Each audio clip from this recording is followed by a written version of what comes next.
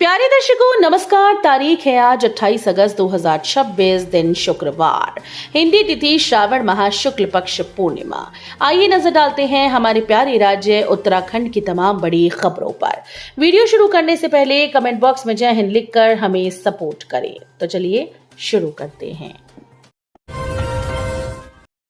CM Dhami ने प्रदेशवासियों को दी रक्षाबंधन की शुभकामनाएं, कहा नारी सम्मान को मजबूत करता है ये पर्व।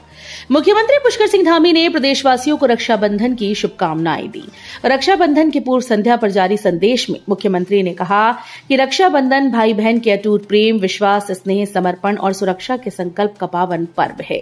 ये पर्व हमारी समृद्ध सांस्कृतिक परंपराओं के साथ साथ नारी सम्मान और सामाजिक सद्भाव की भावना को भी मजबूत करता है। कहा कि रक्षाबंधन का पर्व सामाजिक सद्भाव के साथ महिलाओं के प्रति आदर व सुरक्षा की भावना को सुदृढ़ बनाता है।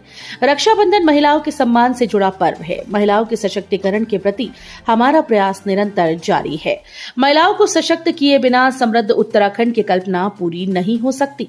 उन्होंने प्रदेशवासियों से महिलाओं के सशक्तिकरण और उनकी प्रगति के लिए एक आदर्श समाज के निर्माण में सहयोगी बनने की भी अपेक्षा की। उत्तराखंड के इन इलाकों में अगले 24 घंटे भारी ऑरेंज अलर्ट। 31 अगस्त तक के मौसम का अपडेट। उत्तराखंड में मानसून का कहर थमने का नाम नहीं ले रहा। नदियां नाले उफान पर हैं और भूस्खलन की वजह से कई इलाके प्रभावित। अगले 24 घंटे के लिए कुछ जनपदों के लिए ऑरेंज अलर्ट जारी किया गया है। यहां हल्की से मध्यम दर्जे की बारिश के साथ भारी से बहुत भारी बारिश की आशंका बनी हुई है। बारिश की तीव्र से और तीव्र होने की संभावना है। वहीं राज्य के अन्य हिस्सों के लिए येलो अलर्ट जारी है। वहीं मैदानी इलाकों में हरिद्वार और उधम सिंह नगर में अगले 24 घंटों के दौरान बारिश की संभावना है। देहरादून मौसम विज्ञान केंद्र के डायरेक्टर सीएस तोमर ने पीटीआई संग बातचीत में ये जानकारी दी। 28 और 29 अगस्त को मौसम की गतिविधियों में थोड़ी कमी आ सकती है, मगर फिर भी तेज बौछारों की आशंका बनी रहेगी। वहीं 30 और 31 अगस्त के लिए देहरादून, बागेश्वर, पिथौरागढ़, चमोली, नैनीताल, उधम सिंह नगर भारी बारिश की संभावना है। नेपाल में भीषण बाढ़ के बाद चंपावत प्रशासन अलर्ट, हेल्पलाइन नंबर जारी। नेपाल के रसुआ क्षेत्र में भोटेकोशी नदी में अचानक आई भीषण बाढ़ के बाद उत्तराखंड सरकार और जिला प्रशासन अलर्ट मोड पर है। नेपाल के प्रभावित क्षेत्रों में यदि उत्तराखंड का कोई नागरिक फंसा है या किसी परिचित के बारे में जानकारी चाहिए तो राज्य आपातकालीन परिचालन केंद्र देहरादून से संपर्क किया जा सकता है। इसके लिए प्रशासन ने हेल्पलाइन नंबर जारी किए। जिलाधिकारी मनीष कुमार ने जिले के लोगों से अपील की है कि नेपाल के प्रभावित क्षेत्र में फंसे किसी उत्तराखंड निवासी के संबंध में जानकारी मिलने पर तत्काल अधिकृत हेल्पलाइन पर संपर्क करें। उन्होंने कहा कि संबंधित व्यक्ति का नाम, मोबाइल नंबर, नेपाल में संभावित स्थान और उपलब्ध अन्य जानकारी साझा करने से राहत के साथ बचाव एजेंसीज के बीच समन्वय कर मदद पहुंचाने में आसानी होगी। लखपति दीदी, आत्मनिर्भर महिलाओं से भाजपा बढ़ाएगी आत्मविश्वास, कलाई पर धागा बंधवाकर रिश्तों को मजबूती। आगामी विधानसभा चुनाव के मद्देनजर आत्मविश्वास बढ़ाने के लिए भाजपा ने लखपति दीदी और आत्मनिर्भर महिलाओं पर खासा फोकस किया। संगठन का मानना है कि उनकी ये रणनीति प्रदेश की सत्ता में हैट्रिक का रास्ता साफ करेगी। प्रदेश भाजपा संगठन आगामी चुनाव में जीत की हैट्रिक लगाने की तैयारी में है। इसके तहत ही लखपति दीदी पर फोकस किया गया। प्रदेश में करीब 2 लाख लखपति दीदी हैं। भाजपा इनका अलग से सम्मेलन कराएगी। इन सम्मेलन में उन लखपति दीदी को सम्मानित भी किया जाएगा जिन्होंने ऋण लेकर अपना काम शुरू किया और समय से ऋण की अदायगी करते हुए लखपति बनी हैं। यूपी से डीएलएड करने वाले उत्तराखंड में भर्ती शिक्षकों के प्रमाण पत्रों की होगी जांच, मांगी गई रिपोर्ट। उत्तर प्रदेश से डीएलएड करने के बाद उत्तराखंड में भर्ती हुए शिक्षकों के प्रमाण पत्रों की जांच होगी। प्रारंभिक शिक्षा निदेशालय ने 2020 से 2025-26 तक राज्य में भर्ती इस तरह के शिक्षकों की सभी जिलों से रिपोर्ट मांग ली। शिक्षा निदेशक कुंवर सिंह रावत के मुताबिक यूपी के अधिकारियों से भी इस बारे में बात की जा रही है। उत्तराखंड के राजकीय प्राथमिक विद्यालयों में सहायक अध्यापकों के पदों के लिए हुई भर्ती में उत्तर प्रदेश और कुछ अन्य राज्यों से डीएलएड करने के बाद कई अभ्यर्थी भर्ती हो गए। ऋषिकेश कर्णप्रयाग रेल लाइन, पहाड़ पर दौड़ेगी रेल, बदलेगी उत्तराखंड की तकदीर और तस्वीर। उत्तराखंड के दुर्गम पर्वतीय इलाकों को देश के बाकी हिस्सों से जोड़ने के लिए केंद्र और राज्य सरकार का महत्वाकांक्षी प्रोजेक्ट ऋषिकेश कर्णप्रयाग रेल परियोजना अब अपने अंतिम चरण में प्रवेश कर चुका है। 125 किलोमीटर लंबी ये रेल लाइन न केवल उत्तराखंड की यात्रा को सुगम बनाएगी, बल्कि राज्य के सामाजिक और आर्थिक परिदृश्य को बदलने में भी मील का पत्थर साबित होगी। उत्तराखंड के मुख्यमंत्री पुष्कर सिंह धामी ने इस परियोजना की प्रगति पर कहा कि प्रधानमंत्री नरेंद्र मोदी के मार्गदर्शन में हमारी डबल इंजन सरकार देवभूमि उत्तराखंड को आधुनिक, सशक्त और आत्मनिर्भर बनाने की दिशा में निरंतर कार्य कर रही है। ऋषिकेश कर्णप्रयाग रेल परियोजना का निर्माण कार्य तेजी से आगे बढ़ रहा है और अब अपने अंतिम चरण की ओर अग्रसर है।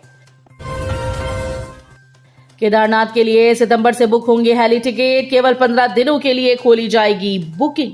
प्रदेश में 15 सितंबर से केदारनाथ व चारधाम के लिए हेली सेवा प्रारंभ होगी। इसके लिए तैयारियां की जा रही हैं। महानिदेशालय नागरिक उड्डयन की टीम जल्द ही हेलीपैड की सुरक्षा व्यवस्थाओं का जायजा लेने उत्तराखंड पहुंचेगी। वहीं उत्तराखंड नागरिक उड्डयन विकास प्राधिकरण 2 अथवा 3 सितंबर से हेली सेवाओं के लिए टिकट्स की बुकिंग शुरू कर देगा। ऋषिकेश में महिलाओं के साथ अभद्रता, युवकों ने किए अश्लील इशारे, वीडियो वायरल होते ही मचा हड़कंप। उत्तराखंड के ऋषिकेश में मुनि की रेती क्षेत्र में महिला सुरक्षा को लेकर गंभीर सवाल खड़ा करने वाला मामला सामने आया। जानकी सेतु के समीप स्थित एक पार्क में कुछ युवकों द्वारा महिलाओं को देखकर कथित तौर पर अश्लील इशारे और अभद्र व्यवहार किए जाने का वीडियो सोशल मीडिया पर तेजी से वायरल हो गया। वीडियो सामने आने के बाद स्थानीय निवासियों, व्यापारियों और तीर्थयात्रियों में नाराजगी है।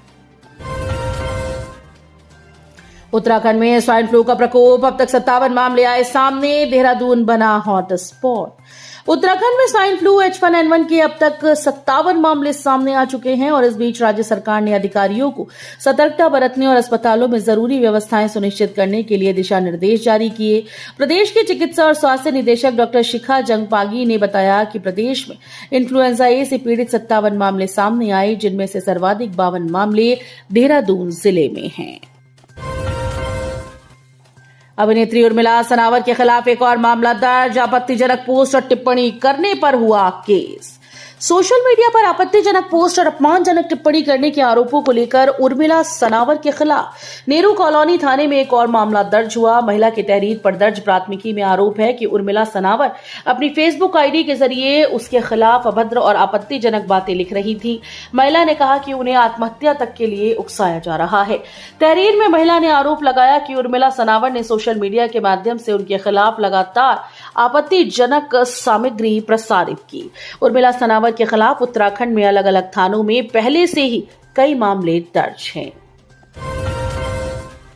फूलों की घाटी में पर्यटकों का नया रिकॉर्ड, इस साल 22,000 से अधिक पर्यटकों ने किया दीदार।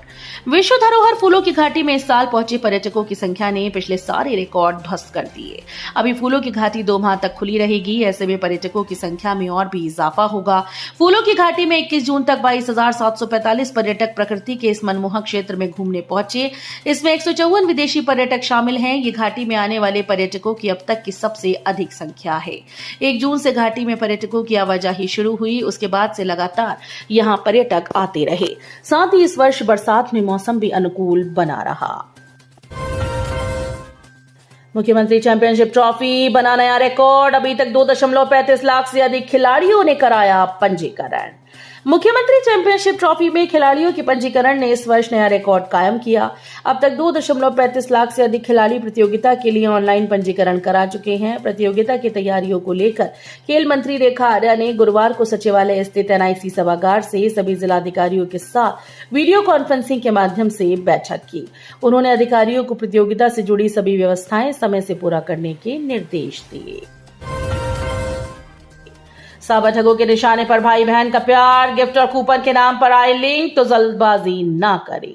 भाई बहन के प्यार और पवित्र रिश्ते के त्योहार रक्षाबंधन पर साइबर ठगों की कुदृष्टि है। त्योहार की भावनात्मकता को हथियार बनाकर ठग लोगों को rakhi, gift, special surprise gift voucher और फ्री कूपन जैसे संदेश भेजकर जाल में फंसाने की तैयारी कर रहे हैं। सीबीसीआईडी के पूर्व दरोगा का फंदे से लटका मिला शव, बीमारी के चलते तनाव में रहने की बात आई सामने।